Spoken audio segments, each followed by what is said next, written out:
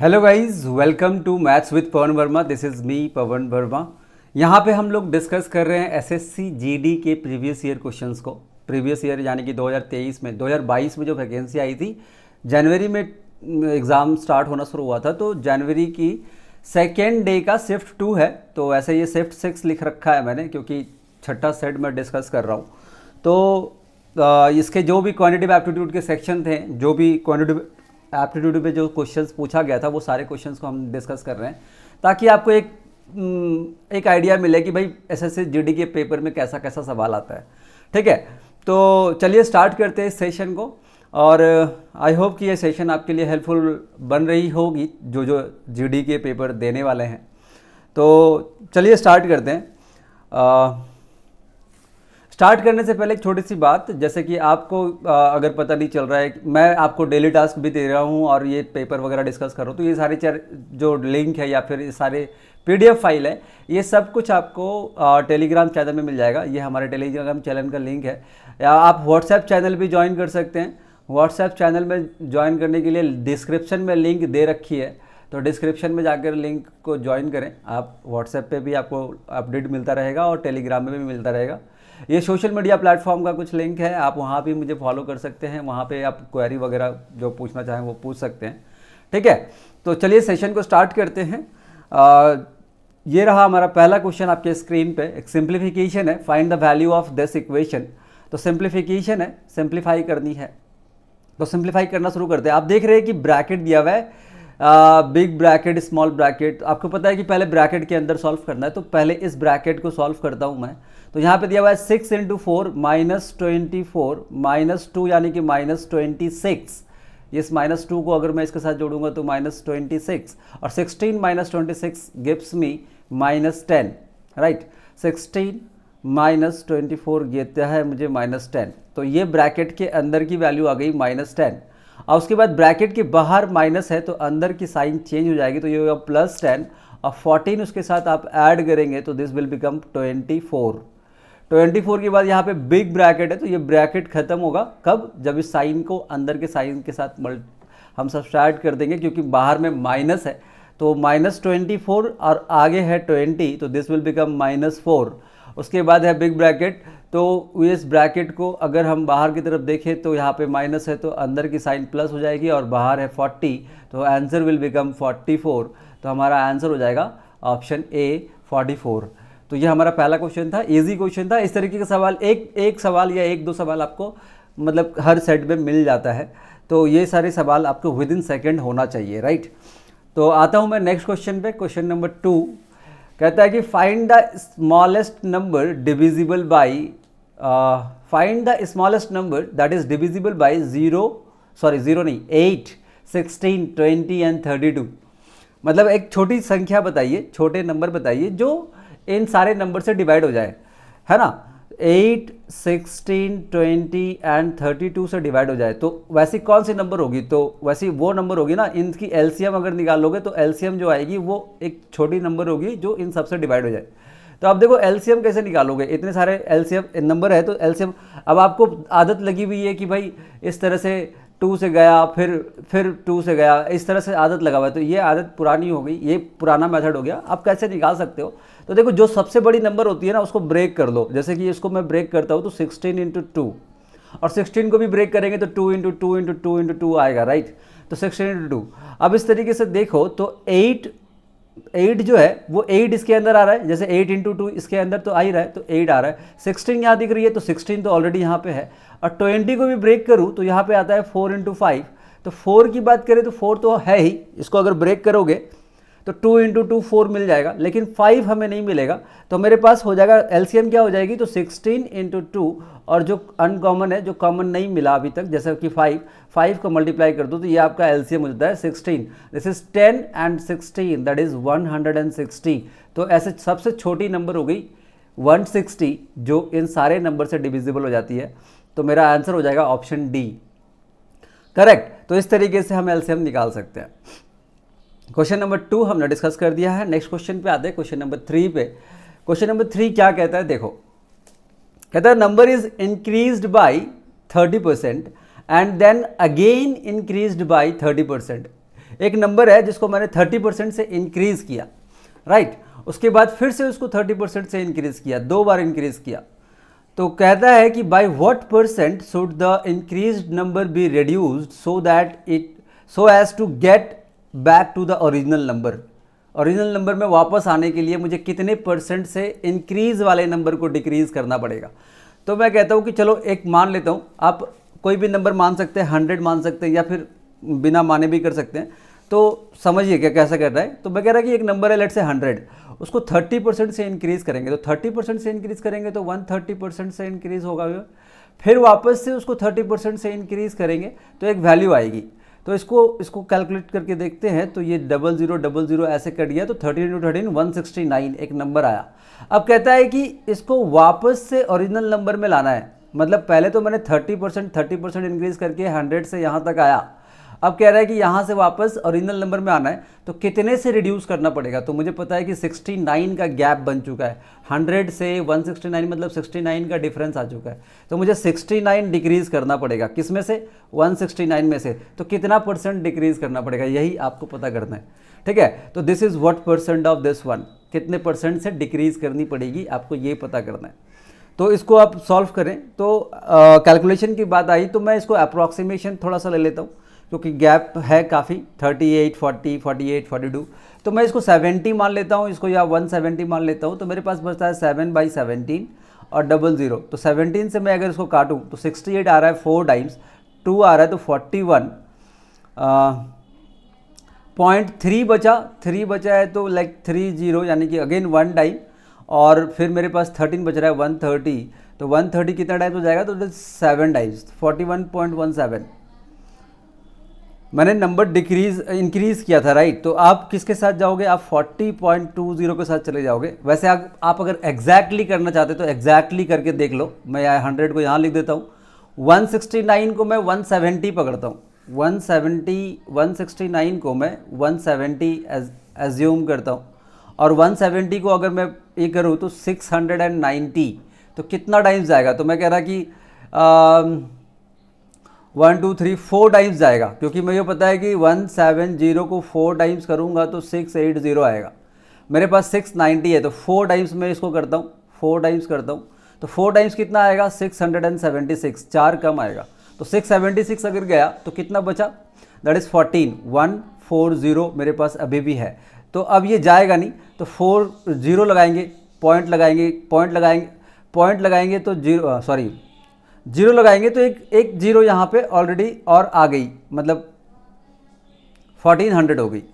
अब 1400 हो गई तो 170 को अगर वापस से अगर मैं इसमें से देखूं तो this will be like 8 times, 170 का 8 टाइम्स कितना होगा, तो 136, राइट, लाइक 80 + 56 1360, तो ये 8 टाइम्स जाएगा, तो हमारा आंसर 40.8 हो जाएगा। वैसे अप्रॉक्सीमेशन में भी जाते तो एक का डिफरेंस आ रहा था, तो ये कंफ्यूजिंग हो सकता है कभी, या तो फिर आप अंदाजे में जा सकते हैं 40.82 हमारा परसेंट डिक्रीज करना पड़ेगा, ताकि मेरा original back to original number आने के लिए मुझे I have to decrease that number with 40.82%। Coming to the next question, question number 4 क्या कहता है, the average attendance at a cricket club dropped from 5,640 last year to 3,820 this year. What was the percentage decrease in the last year to this year? कितना percent का decrease हुआ है, मतलब पहले attendance था 5640, अब अटेंडेंस है 3820, तो कितना घटा, डिफरेंस चेक करना होगा, कितना घट गया, है ना। Last year what was the percentage decrease from last year, तो मैं देख रहा कि यहाँ से यहाँ तक में कितने का डिफरेंस आया। तो अगर मैं इसको 3900 मानूँ तो 39 + 11, 3900 में 1100 + 600 दैट इज 1700, 1740 एंड 40 + 80, तो कितना हो जाएगा, 1820 का डिफरेंस आया। क्या मैंने सही किया, 40 में से 20 किया तो 20, अब 56 में से 38 जाएगा तो 18, यानी कि 1820 अटेंडेंस घट गया।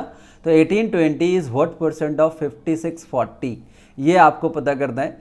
तो ठीक है, 0 कैंसिल। अब देखो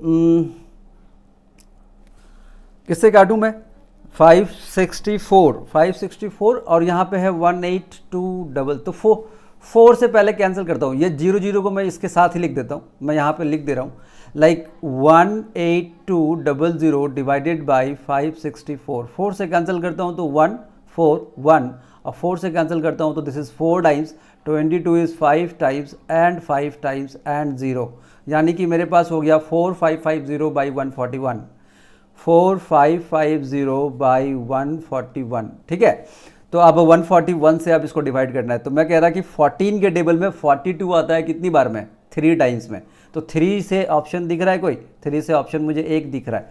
अगर मैं इसको डिवाइड करूँ 140 3 टाइम्स 420, 423 जाएगी 3 टाइम्स में, 423 जाएगी 3 टाइम्स में, तो 423 अगर मैं माइनस कर दूं तो 53, यानी कि 23 से 53 30 प्लस 2 32 एंड 0, और कितनी बार जाएगी ये, तो मैं कह रहा हूँ 14 2 टाइम्स इज 28, यानी कि 282 दो बार में जाएगी 282, तो मैं 32 आ गया है, तो मैं ऑप्शन डी के साथ चला जाऊंगा क्योंकि 32 और भी कोई ऑप्शन है नहीं, तो ये ऑप्शन मेरा सूटेबल है, तो option D is my correct answer, right. आप ऑप्शन से जाने की आदत डालें क्योंकि आपके पास ऑप्शन होता है, आपको ऑप्शन होता है तो ऑप्शन से हम जा सकते हैं, ठीक है। Coming to the next question, question number 5, question number 5 किस बारे में है, देखो profit and loss I think, है ना। सॉल्व करते हैं, क्वेश्चन नंबर 5 को देखते हैं कि क्या कहता है। Arun bought a laptop from संचित फॉर रुपीज 1,12,500, संचित से, ठीक है, अरुण ने खरीदा कितने में, तो 1,12,500, 1,12,500। संचित अर्न अ प्रॉफिट ऑफ 25%, संचित को 25% की प्रॉफिट हुई, 25% की प्रॉफिट हुई। Raman sold the laptop to Sanchit, Sanchit ने भी कहीं से खरीदी थी, तो संचित ने भी किससे खरीदी, रमन से, at a gain of 20%, Raman ने भी संचित को बेचा था तो 20% का प्रॉफिट पे बेचा था। तो हाउ मच डिड रमन पे टू बाय द लैपटॉप, यानी कि रमन की क्या कॉस्टिंग हुई होगी आपको वो बताना है, रमन की कॉस्टिंग क्या थी उस लैपटॉप की, तो you have to find that. मैं कह रहा कि 20% बढ़ाकर रमन ने 20% बढ़ाकर संचित को बेचा, संचित ने 25% बढ़ाकर बेचा, तो ये वैल्यू है। तो मैं कह रहा कि इसको इस तरीके से रख दो 1,125,000। अब ये 25% बढ़ाकर बेचा तो 25% घटानी है, तो मैं लिखता 100/125, राइट। अब ये 20% बढ़ाकर बेचा था तो 20% घटानी है, तो मैं लिखता 100/120, इस तरीके से लिख सकते हैं आप। फाइन फाइन, अब इसको कैंसल आउट कर लेते हैं। कैंसल आउट करने के लिए कितना आएगा, तो आप इसको फ्रैक्शन को आप छोटे नंबर में भी लिख सकते थे, मतलब इस तरीके से भी लिख सकते थे, दैट इज़ लाइक 4/5, और इसको लिख सकते हैं 5/6, इस तरह से भी लिख सकते थे आप। तो 5 × 6 कितना होता है, 5 × 6 30 होता है, तो एक जीरो कट गया और 3 से इसको काट दो, तो 3 से कितना टाइम्स कटेगा, that is 3 times 9, 22 is 7 times, और 5 टाइम्स 37 50 आया, और ये कितना है मल्टीप्लाई करेंगे, तो ये मल्टीप्लाई करेंगे तो 20 होगा, यानी कि 3750 × 20, तो 00 तो आना ही आना है, और 5 × 2 एक और जीरो आएगा, ठीक है। 375 का डबल करना, तो 600 और 150, 600 और 150 मतलब 750, 750, यानी कि 75,000 में उस लैपटॉप को रमन ने खरीदा था, तो 75,000 हमारा आंसर हो जाएगा। देखो कैलकुलेशन है, कैलकुलेशन आप जैसे भी सॉर्ट कर सकते हैं, फाइन। आप 100 ये इक्वेशन को भी सॉल्व कर सकते थे, बट फास्ट होनी चाहिए। मैं कह रहा हूँ कि जैसे भी करो, जो भी अप्रोच आपका हो, उसमें कैलकुलेशन आपका फास्ट होना चाहिए। कैलकुलेशन फास्ट होगी तो आपका नंबर ऑफ अटेम्प्ट बढ़ेगा। कैलकुलेशन बहुत इंपॉर्टेंट पार्ट है, कैलकुलेशन में हम काम नहीं करते, बस क्वेश्चन सॉल्व करने में लग जाते हैं। नेक्स्ट क्वेश्चन पे आते हैं। नेक्स्ट क्वेश्चन कहता है कि company offered 3 type of successive discount, company ने 3 तरीके का सक्सेसिव डिस्काउंट दिया, ठीक है। First offer is 25 and 5%, second offer is 20 and 10%, and third offer is 15 and 15%। Which offer is best for the customer, customer के लिए कौन सी ऑफर बेस्ट होगी। भाई मैं इसको अगर शॉर्ट में बात बोलूँ तो मैं ऐसे देखूंगा कि जिस परसेंटेज में सबसे ज़्यादा गैप होगा वो बेस्ट होगा कस्टमर के लिए।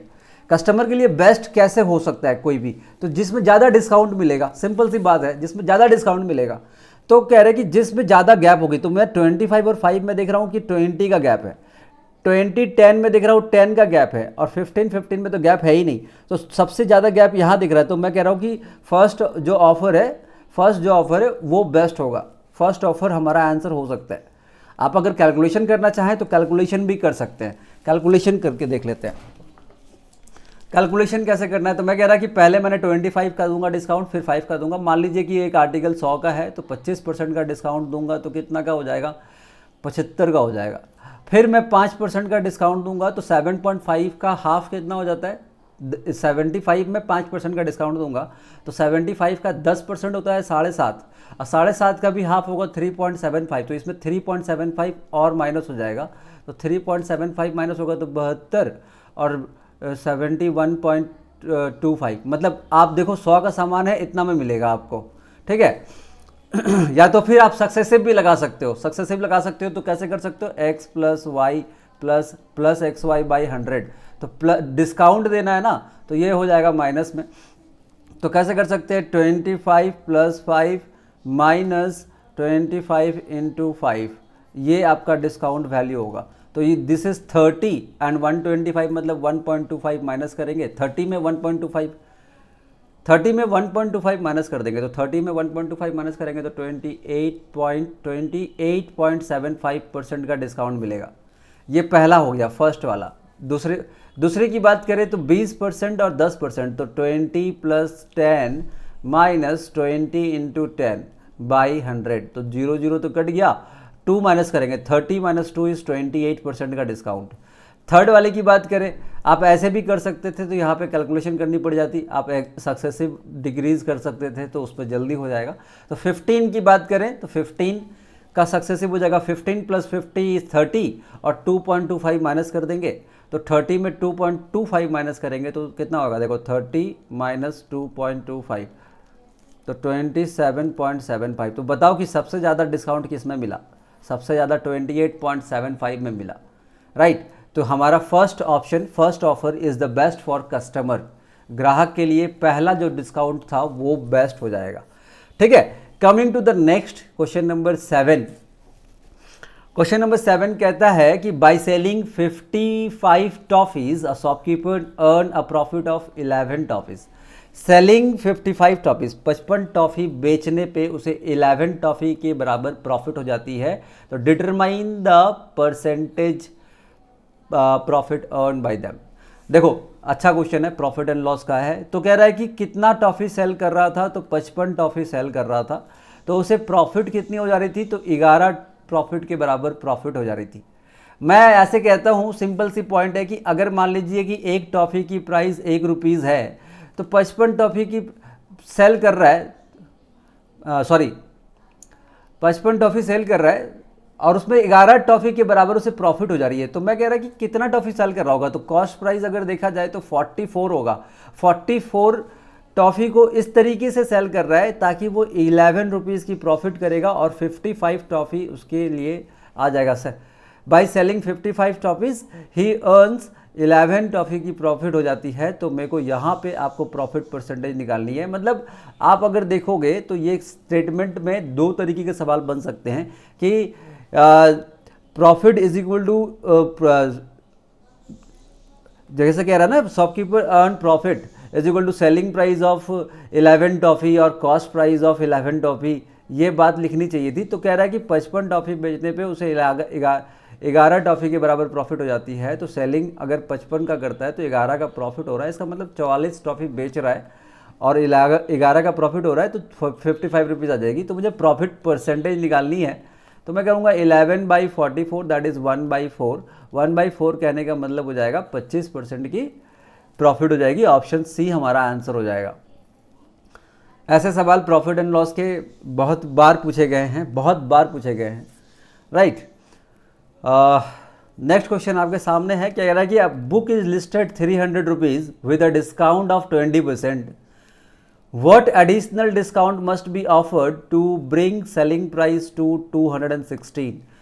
300 का प्राइस है, उसमें पहले 20% का एक डिस्काउंट दिया गया है, डिस्काउंट 1।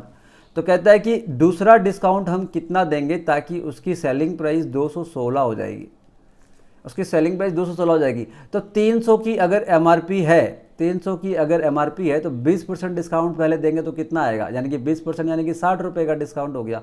तो मतलब 300 से घट के कितना हो गया, 240 हो गया। अब 240 से 216 में बेच रहे हैं, यानी कि कितने का डिस्काउंट यहाँ देख रहे हो, तो मैं कह रहा 24 रुपये का और डिस्काउंट हो गया। तो 240 पे कितने ही % का डिस्काउंट देंगे, तो हम कहेंगे 10% का डिस्काउंट देंगे। 10% off 240, 10% off 240 is equal to 24। तो सेकेंड डिस्काउंट जो होगी वो 10% के बराबर होगी। सिंपल सा नंबर था, सिंपल सा कैलकुलेशन था, हमने ऐसे कर दिया, correct. Coming to the next question, question number 9 कह रहा है कि sum of ₹10,500 deposited 2 years ago compounded annually with the rate of interest 10% per annum during the first year, 12% during the second year। तो what will be the amount, amount बतानी है कि कितनी होगी।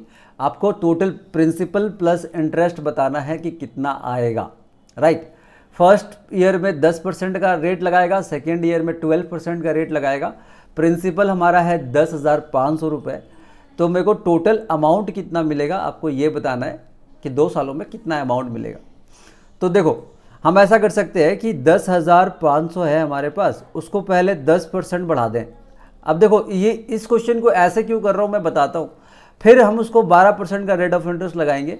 तो ऐसे करके बढ़ा दो और इसका आंसर आ जाएगा, क्योंकि मुझे डायरेक्टली अमाउंट पूछा गया था, राइट। अगर हमसे पूछता कि कितना % इंटरेस्ट आएगा टोटल, तो हम सक्सेसिव का वैल्यू लगा देते, x + y + xy बाई 100।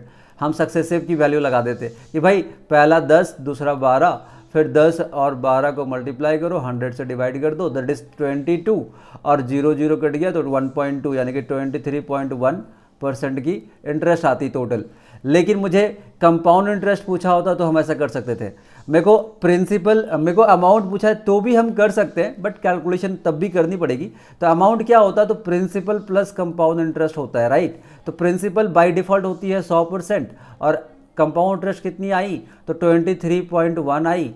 तो इसको जब हम ऐड करेंगे तो 123.1% का अमाउंट बनेगा। मतलब जो प्रिंसिपल दी गई है उसमें इतना % निकाल दो, ऐसा करना पड़ता। आप ऐसे भी कर सकते हो जैसे मैंने ऊपर की इक्वेशन को लिखा है, राइट। आप इसको अगर ऐसे करते हैं तो यहाँ पे 00 ऐसे कट गया, फाइन, एक 0 और काट लेता हूँ और 5 दिख रहा है यहाँ पे, 2 दिख रहा है यहाँ पे, तो ये भी कट जाएगा। 5 से इसको काट दो तो 21 और 2 से इसको काट दो तो 56।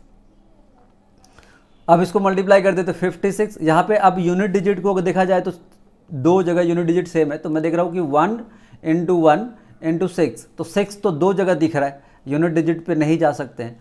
तो अब क्या कर सकते हैं, तो अब मल्टीप्लाई कर लेते हैं, 56 × 21, तो 56 1 time is 56, carry is 5, 56 2 times 112 + 5 117, और इसको 11 से मल्टीप्लाई कर दो। तो यानी कि 11 से मल्टीप्लाई करने का मतलब शॉर्टकट ट्रिक्स आपको पता है कैसे कर सकते हैं। तो 6 + 7 that is 13, carry 1, 7 1 8 + 1 is 9 and this is 2 and 1, तो यानी कि 12,936 रुपये, यानी कि ऑप्शन बी हमारा करेक्ट ऑप्शन हो जाता है। तो इस तरीके से ये हमारा आंसर हो गया, फाइन।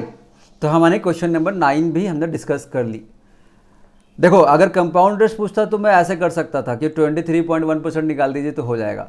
अमाउंट पूछता तो भी मैं ऐसे कर सकता हूँ, लेकिन 123.1% निकालनी पड़ेगी। तो मैंने ऐसे ना निकाल के मैंने डायरेक्टली ऐसे निकाल दिया, क्योंकि परसेंटेज का कैलकुलेशन करना है मुझे। तो ये डिसीजन आप ले सकते हैं कि आपको कैसे कैलकुलेशन करना है, क्या अप्रोच आपको लगाना है, राइट।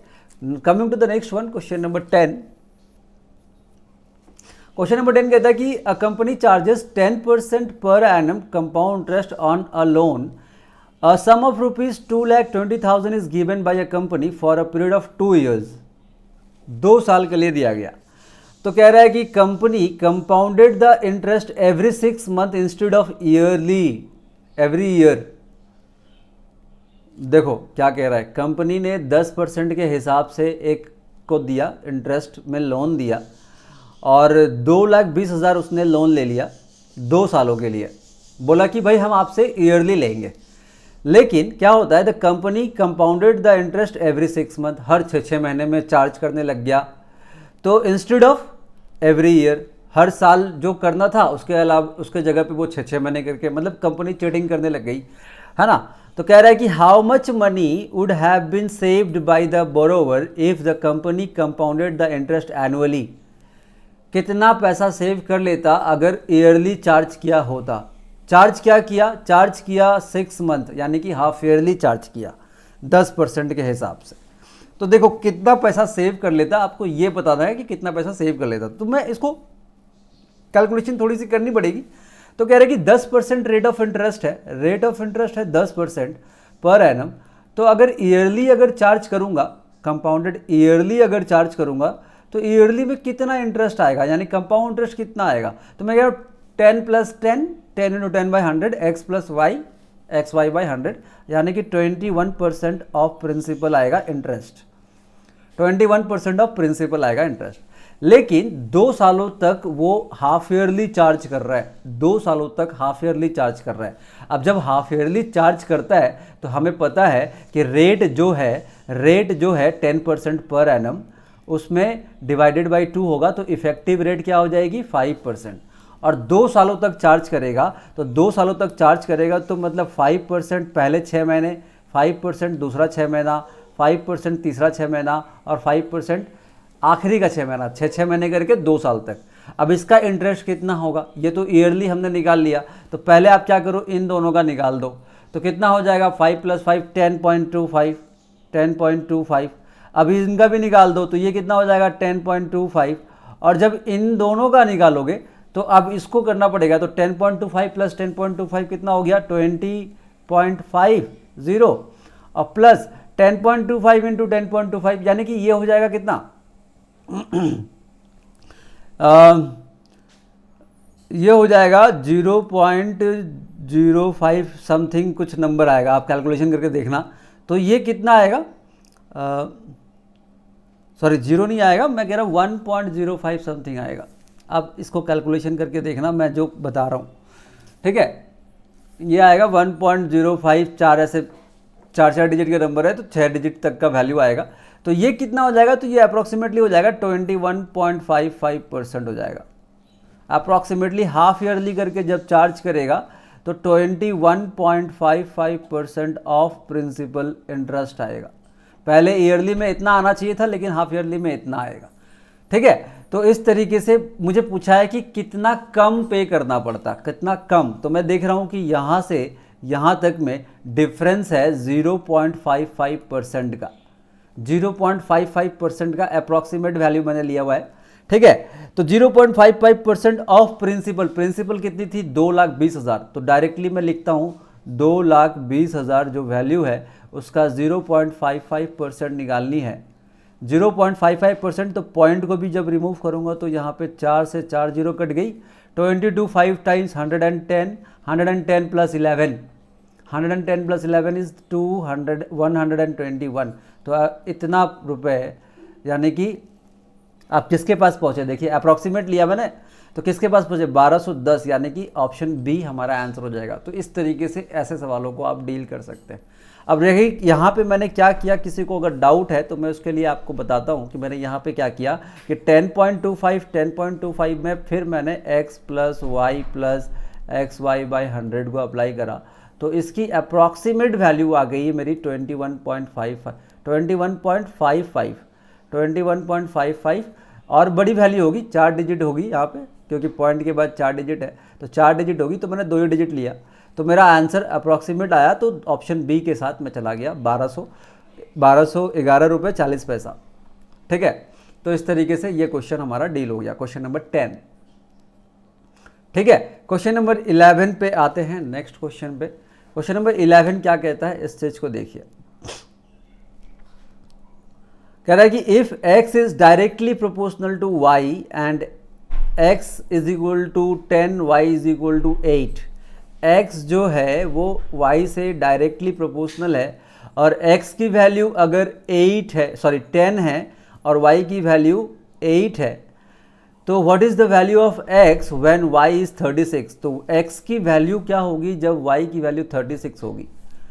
अगर इसको 36 बना दिया जाए तो इसकी वैल्यू क्या होगी, आपको ये पूछा है ना। इसकी वैल्यू क्या होगी, तो आप देखो कि अगर this is directly proportional to this one, मेरे को मतलब फ्रैक्शन में रख दीजिए, आप ये निकाल लीजिए, ये निकाल लीजिए,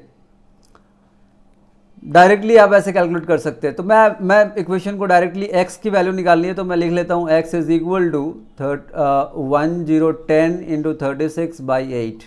4 से काटता हूँ, 4 से 2 टाइम्स कटेगा तो 9 टाइम्स, और ये कटेगा तो 5 टाइम्स इज 45। तो आंसर हो जाएगा हमारा 45। सिंपल सा सवाल था, कोई टफ चीज़ नहीं है, बस आपको ये लैंग्वेज समझना है कि इट इज़ डायरेक्टली प्रोपोर्शनल, है ना, इक्वल है। तो अगर 10 का x का 10 का मतलब y का 8 है, तो y का 36 का मतलब x का कितना होगा, आपको ये बताना था, आपको ये बताना था। ठीक है, तो क्वेश्चन नंबर 11 हो गया। क्वेश्चन नंबर 12 पे आते हैं। देखो क्या कहता है, the weight of a liquid varies directly with its volume. Weight जो वेट है उसी तरीके का सवाल है, वो भी डायरेक्टली प्रोपोर्शनल हो जाता है इसकी वॉल्यूम से। एक लिक्विड है जिसकी वेट और वॉल्यूम डायरेक्टली प्रोपोर्शनल है। तो कह रहा है कि लिक्विड दैट वेट्स 12 kg, अगर उसका वेट 12 kg है तो it has a volume of 3 litre, इसकी जो वॉल्यूम होती है वो 3 लीटर की होती है। तो what will be the weight of a liquid that has volume of 4 litre, अगर 4 लीटर की वॉल्यूम होगी तो उसकी वेट कितनी होगी। अरे भाई वही सेम क्वेश्चन है, अगर 4 लीटर की वॉल्यूम होगी तो उसकी वेट कितनी होगी, आपको ये बताना है। तो अभी आपने किया था, इसको अगर आप x मान लेते हो तो ये दोनों को आप इसे इक्वेट कर दो, तो x की वैल्यू निकालनी है तो मैं कहता 12 इंटू 4, इन दोनों को क्रॉस मल्टीप्लाई किया और x की वैल्यू निकालनी है तो 3 से डिवाइड कर दिया, तो मेरा आंसर आ जाएगा 16 kg। तो ऑप्शन सी हमारा आंसर हो जाएगा। इस तरीके से हमने क्वेश्चन नंबर 12 भी इजी था यार, सेम था, पिछले क्वेश्चन जैसा ही था अभी जो हमने किया था XY वाला। ठीक है, यहाँ पे बस लैंग्वेज ऐड कर दिया गया, यही होता है, हम XY में सॉल्व करके सीखे होते हैं बट लैंग्वेज ऐड कर देता है तो स्टूडेंट थोड़ा कंफ्यूज हो जाते हैं। तो वो चीज़ें क्लियर करना ज़रूरी है कि आपको ये कितना क्या लिखा गया है, x का मतलब क्या लिखा गया, y का मतलब क्या लिखा गया, उस तरीके से। आते हैं नेक्स्ट क्वेश्चन में, कह रहा है कि a shopkeeper mixes 2 types of pulses, 2 तरीके का दाल मिक्स करता है, वर्थ ₹80 पर kg एंड 95 पर kg in the ratio 2:3। Then what is the average cost of the mixture की कॉस्ट, एवरेज कॉस्ट क्या होगी, एवरेज की वैल्यू नहीं, मतलब दोनों, एक 80 रुपये वाला है, एक 95 रुपीज़ वाला है। इसको जब हम मिलाएंगे तो कह रहा है कि किस रेशियो में मिलाएंगे, इसको 2 इसको 3 इस तरीके से मिलाएंगे तो उसकी एवरेज वैल्यू क्या रहने वाली है, तो जो एवरेज वैल्यू होगी वो 80 और 95 के बीच की होगी। 80 और 95, इसको इक्वेशन बना के सॉल्व करना थोड़ा सा लेंदी हो जाएगा। आप ऐसा कर सकते हैं कि भाई 90, अब देखो इक्वेशन में लिख ही लेता हूँ, 9 इसको मान लेते हैं x, तो 95 में x माइनस करूँगा और x में 80 माइनस करूँगा तो रेशियो आएगा, कितना आएगा रेशियो, दैट इज आएगा 2/3, ये रेशियो आएगी, इस तरीके से रेशियो आएगी और x की वैल्यू निकालोगे तो सॉल्व हो जाएगा। ठीक है, ये हो गया एक प्रोसेस। आप अगर मैं कहूँ कि अगर मेरे को प्राइस तो पता है ना, एक की प्राइस है, ये प्रोसेस में आप सॉल्व करना। मैं एक प्रोसेस बता रहा हूँ कि एक की प्राइस है 80, एक की प्राइस है 95, इसको मिला रहा हूँ 2 पार्ट, इसको मिला रहा हूँ 3 पार्ट।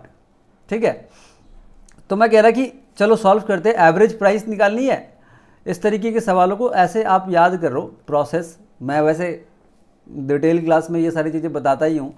तो कह रहा है कि 80, पहले लिखता हूँ 80, जब मैंने 80 लिखा है तो मेरे को उसके अपोजिट वाले का रेशियो लिखना पड़ेगा, दैट इज 3, राइट, उसमें ऐड करना पड़ेगा 3 divided by sum of the ratio and multiply with what, multiply with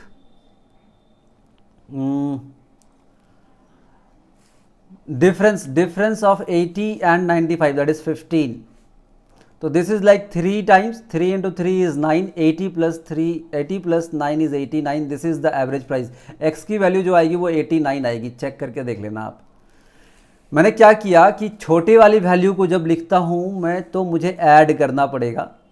ठीक है, छोटे वाले वैल्यू को जब लिखते हो, दोनों में से जो छोटा वैल्यू है दैट इज़ 80, तो उसमें ऐड करना पड़ेगा क्योंकि वैल्यू बढ़ेगी। एवरेज एक छोटा वैल्यू है, एक बड़ी वैल्यू है। 80 एक छोटा वैल्यू है, 95 एक वैल्यू बड़ी है। तो जो एवरेज निकलेगी वो 80 से ज़्यादा निकलेगा और 95 से कम निकलेगा। 80 से ज़्यादा निकलेगा और 95 से कम निकलेगा। तो 80 जब लिखता हूँ तो मेरे को छोटी वाली वैल्यू जब लिखते हो, जब आप स्मॉलेस्ट वैल्यू लिखते हो तो आपको ऐड करना पड़ेगा। ऐड किससे करेंगे? तो उसके अपोजिट वाले ratio that is 3 by sum of the ratio 3/5 and difference between the prices, difference between the prices. अब मैंने 80 लिख के सॉल्व किया था, एक बार मैं 95 लिख के सॉल्व करता हूँ, देखो उसमें भी आंसर आएगा कि नहीं आएगा। जब मैं 95 लिख के सॉल्व करता हूँ तो मेरे को पता है कि जो एवरेज वैल्यू आएगी वो छोटी आएगी, तो मेरे को सब्सट्रैक्ट करना पड़ेगा। तो सब्सट्रैक्ट क्या करना पड़ेगा? Same process. जब मैंने 95 लिया हूँ तो मैं उसके अपोजिट वाले रेशियो को लूँगा 2 by sum of the ratio and difference between the prices that is 15। तो 15 से मैं अगर देखूँ तो this is like 3 times 3 to the 6, 95 minus 6 is 89, तो मेरे को वापस से 89 मिल गया। आप इसको भी सॉल्व करेंगे ना तो आपको 89 ही मिलेगा, लेकिन यहाँ पे कैलकुलेशन करने में थोड़ा टाइम लग जाएगा। करके देख लेते, चलो करके देख ही लेते। 3 इंटू 95 इज 285 माइनस 3x और 2 into x is 2x minus 160। तो 3x 2x, 3x को इधर लाता हूँ तो बनेगा 5x, ठीक है। और 160 को इधर लेके जाता हूँ तो ये ऐड होगा तो 28, 28 प्लस 6 इज 34, 34, 445, तो 5 से काट दे 8 एंड 9, x की वैल्यू आ जाएगी 89। अब भी आ गई 89। तो आपका चॉइस है कि आप कैसे करना चाहते हैं, तो इस प्रोसेस से भी आप जल्दी में सॉल्व कर सकते हैं, ठीक है। Coming to next question, question number 14 कहता है कि out of 10%, 9% spends 15 rupees each on their breakfast. 10% में से 9 ऐसे लोग हैं जो 15 रुपये करके ब्रेकफास्ट में खर्च करते हैं। And the 10th person spends 9 more than the average expenditure of all of them, सबकी एवरेज आपको पता है कि average is equal to sum by number होता है, ठीक है। तो कह रहा है कि सबकी एवरेज का उससे 9 रुपये ज़्यादा खर्च करता है। तो मेरे को बताना है amount spend by all of them is how much. तो मैं कह रहा कि मान लीजिए कि एवरेज x है और कितने नंबर है, कितने लोग हैं 10, तो टोटल कितना होगा 10x, ठीक है। तो मेरे को ये बता रहा है कि 9 लोगों तो 15 रुपये करके खर्च करता है, और मेरे को अगर 10th पर्सन की पता करना है तो 9 लोग 10 वाले जो पर्सन है वो 9 रुपये ज़्यादा खर्च करता है average expenditure of all of them, average expenditure of all of them उससे 9 रुपये ज़्यादा खर्च करता है। मतलब ये एवरेज है तो इससे 9 रुपये ज़्यादा खर्च करता है। तो मैं 10th वाले को भी ऐड कर लेता हूँ कि भाई 9 प्लस x 10th वाला खर्च करता है, तो टोटल खर्च कितना होता है 10x। बस ये आपको सॉल्व कर देना है। तो 9 into 15 is 135, this is like 135 and plus 9 plus x जाएगा तो उधर हो जाएगा 9x, तो ये हो जाएगा कितना 144 इज इक्वल टू 9x। 9 से इसको कैंसिल करो तो 1 टाइम एंड 6 टाइम्स, तो x की वैल्यू यानी कि 16 आई और टोटल एक्सपेंडिचर कितनी हो जाएगी 160। देखो मैं फिर से एक बार आपको एक्सप्लेन कर देता हूँ। मैं कह रहा हूँ कि समझो इस चीज़ को, बड़ा एवरेज का है, एवरेज का सवाल है, एवरेज का सवाल होता है। कह रहा है कि 10 लोग हैं, ठीक है, 10 लोग हैं, टोटल 10 लोग हैं, तो 10 लोग का कुछ एक एवरेज एक्सपेंडिचर होगा, तो टोटल कितना होगा 10x। अब इसमें से क्या कहता है कि 9 लोग जो है ना वो 15 रुपये करके खर्च करते हैं। इसमें से 9 लोग जो हैं, तो मैं कहता हूँ 9 लोग जो हैं वो 15 रुपये करके खर्च करते हैं, ठीक है। और जो 10th पर्सन है वो 9 more than the average expenditure of all of them. तो एवरेज एक्सपेंडिचर तो ये है ना, x है ना, उससे 9 रुपये ज़्यादा खर्च करता है, यानी कि x में से 9 रुपये ज़्यादा खर्च करता है 10वां लोग। तो ये टोटल कितना होगा, टोटल 10 का एक्सपेंडिचर के बराबर होगा। तो इस तरह से मैंने इक्वेशन लिख दी और सॉल्व कर दी। तो x की वैल्यू आ गई, मतलब एवरेज आ गई, और 10x का मतलब आ गया टोटल कितना खर्च हुआ था वो पता चल गया।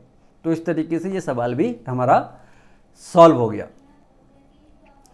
क्वेश्चन नंबर 15 पे आते हैं। क्वेश्चन नंबर 15 क्या कहता है कह रहा है कि A can do a piece of work in 20 days, B can do the same work in 24 days, how many days will take if both.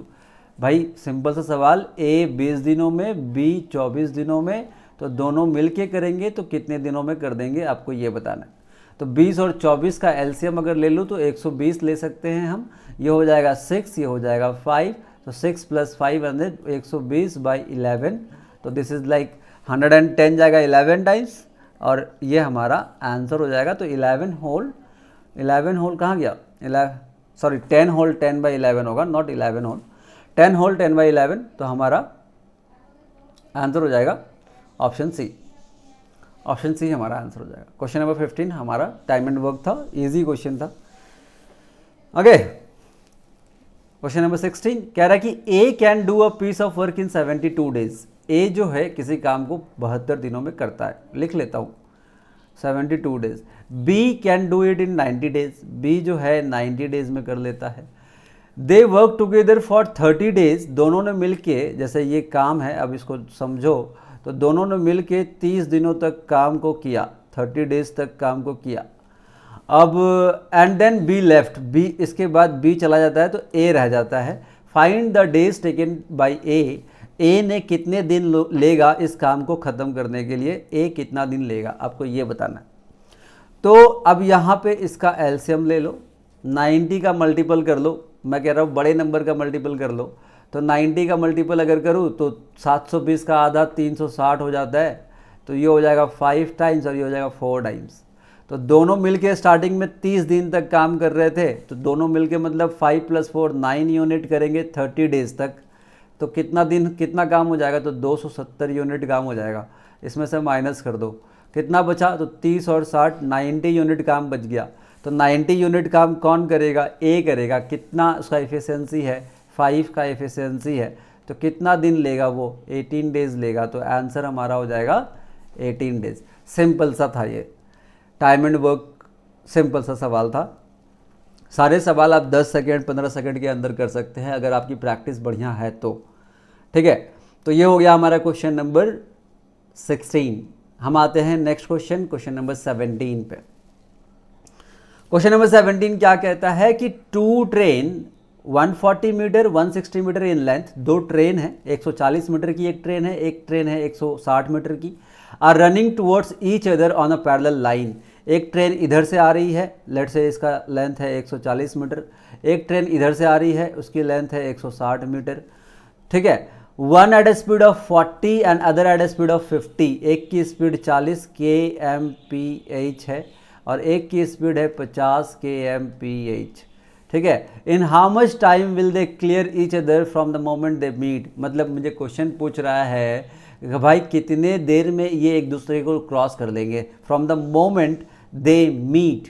मान लीजिए ये मोमेंट था मीट होने का, ये मोमेंट था मीट होने का, तो इस मोमेंट से इस तरीके से हो जाना है, तो कितने देर में ये दोनों आपस में एक दूसरे को क्रॉस कर देंगे। तो एक दूसरे को जब क्रॉस करेंगे तो कितना डिस्टेंस चलना पड़ेगा भाई। तो मैं कहता दोनों की लेंथ को ऐड कर दो, 140 और 160 को ऐड कर दो, कितना लेंथ हो गया, 300 मीटर लेंथ हो गया।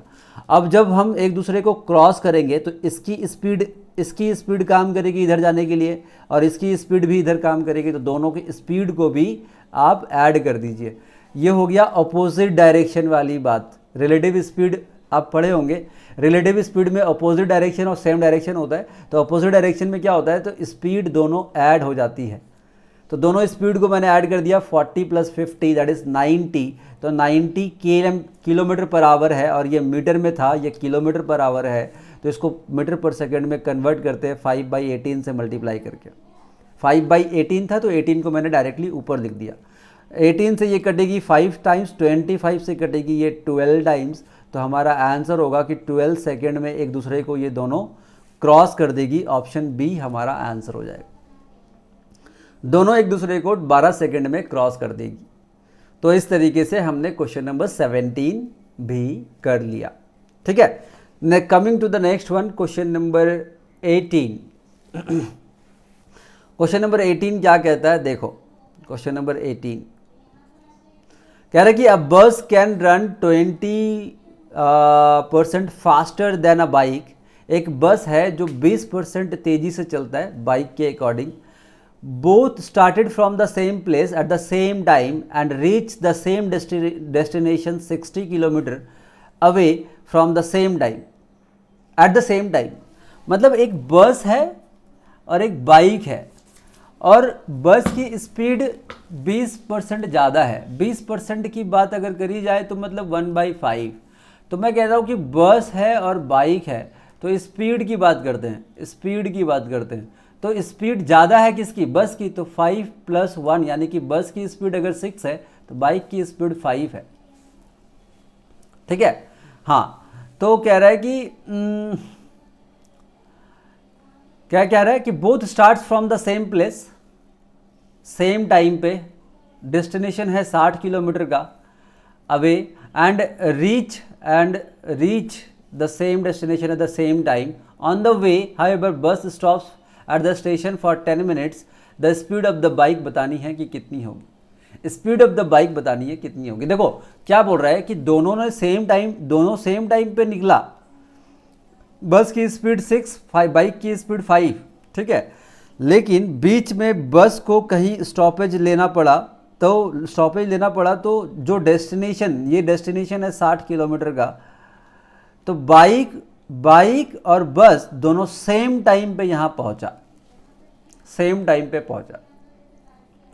ठीक है, अब देखो अब इसको सॉल्व करना है। मुझे पूछ रहा है कि however bus stop the speed of the bike बतानी है कि कितनी है, स्पीड ऑफ द बाइक कितनी है। तो अब देखो स्पीड का तो रेशियो मिल रहा है 6:5, तो स्पीड का जो रेशियो है, टाइम का रेशियो क्या होगा, टाइम का रेशियो होगा 5:6, क्योंकि स्पीड और टाइम इन्वर्सली प्रोपोर्शनल होते हैं, दोनों इन्वर्सली प्रोपोर्शनल होते हैं। तो इसकी स्पीड ज़्यादा है तो ये कम टाइम लेगा, इसकी स्पीड 6 है, बस की स्पीड 6 है तो वो टाइम कम लेगा, राइट, टाइम कम ले रहा है, 5 ले रहा है। इसकी स्पीड कम है तो टाइम ज़्यादा लेगा। लेकिन मुझे बताया गया था कि जो बस है वो 10 मिनट के लिए बीच में स्टॉपेज लेता है, 10 मिनट के लिए। तो यहाँ पे टाइम का गैप देखो तो 1 यूनिट का है, 1 यूनिट का मतलब हो गया 10 मिनट। तो टाइम की बात करें तो इसे तो 50 मिनट लगना चाहिए था, लेकिन सेम टाइम पे पहुँचता है। इसे 50 मिनट लगना चाहिए था और इसे 60 मिनट लगा है। 1 का मतलब अगर 10 है तो 6 का मतलब कितना है, 60 मिनट्स। और डिस्टेंस कितनी थी, तो डिस्टेंस थी 60 किलोमीटर की डिस्टेंस थी। तो भाई बता कि अब ये 60 मिनट में पहुंच रहा है 60 किलोमीटर, 60 किलोमीटर का डिस्टेंस को 60 मिनट्स में यानी कि 1 घंटे में कवर करता है। तो बाइक की स्पीड कितनी होगी जी, बाइक की स्पीड होगी 60 किलोमीटर पर आवर, बाइक की स्पीड होगी 60 किलोमीटर पर आवर। बस की स्पीड कितनी होगी, तो बस की स्पीड जो भी होगी आप कमेंट करके मुझे बताइए कि बस की स्पीड कितनी होगी। बस को 50 मिनट लगना चाहिए था, लेकिन स्टॉपेज की वजह से वो 60 मिनट में पहुंचता है। ये सिंपल सा सवाल था, कॉन्सेप्ट क्लियर होनी चाहिए। रेशियो के बेसिस पे आप इस सवालों को कर सकते हैं, सारे सवालों को, ऑलमोस्ट अरिथमेटिक के सारे चीज़ों को आप रेशियो के अकॉर्डिंग कर सकते हैं।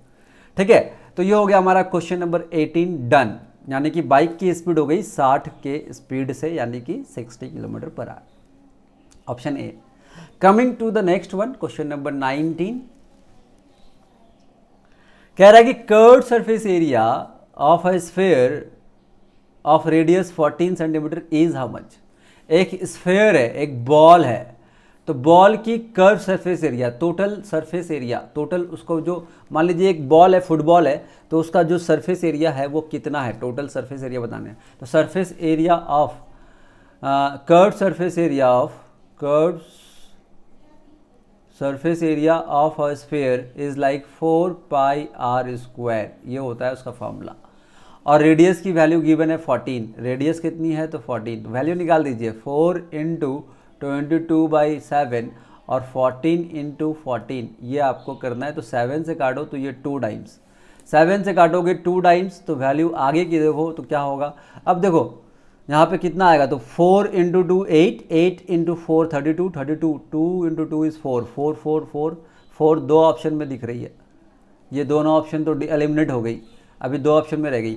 तो आप इसको क्या करना है, आपको मल्टीप्लाई करनी पड़ेगी। तो मैं मल्टीप्लाई कर लेता हूँ, मैं कह रहा कि 11 को बाद में रख देता हूँ, 2 निकाल देता हूँ इसमें से, 11 रख देता हूँ। तो 2 × 4 इज़ 8, 8 × 2 इज़ 16 और 16 इंटू 14 कितना होगा पता है, 224, यानी कि 15 का स्क्वायर -1, और 11 से इसको मल्टीप्लाई करनी है तो 4, 4 और 2 6, 2 और 2 4 एंड 2, 2464, हमारा आंसर हो जाएगा 64।